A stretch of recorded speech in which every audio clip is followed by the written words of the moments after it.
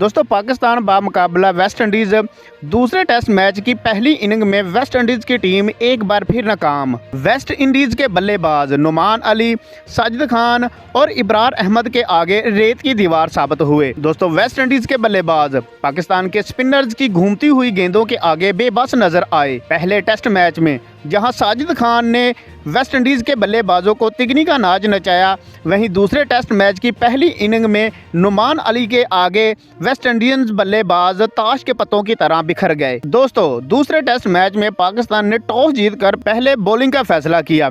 ये फैसला पाकिस्तान के लिए अच्छा साबित हुआ और वेस्ट इंडीज की टीम पाकिस्तान के स्पिन जाल में फंस गई। दोस्तों वीडियो में आगे जाने से पहले आपसे गुजारिश है कि वीडियो को एक दिल से अच्छा सा लाइक और हो सके तो चैनल को सब्सक्राइब कर लें। दोस्तों पाकिस्तान की तरफ से तमाम की तमाम विकेटें स्पिनर्स ने हासिल की। इब्रार अहमद ने 1 जबकि साजिद खान ने 3 विकेटें हासिल की, जबकि नुमान अली ने वेस्ट इंडीज़ की टीम को इस इनिंग में आउट क्लास कर दिया और नुमान अली ने साबित कर दिया कि उम्र मैटर नहीं करती बल्कि क्लास होनी चाहिए बंदे के पास। दोस्तों नुमान अली ने ज़बरदस्त बॉलिंग करवाते हुए इस इनिंग में 6 विकेटें हासिल की।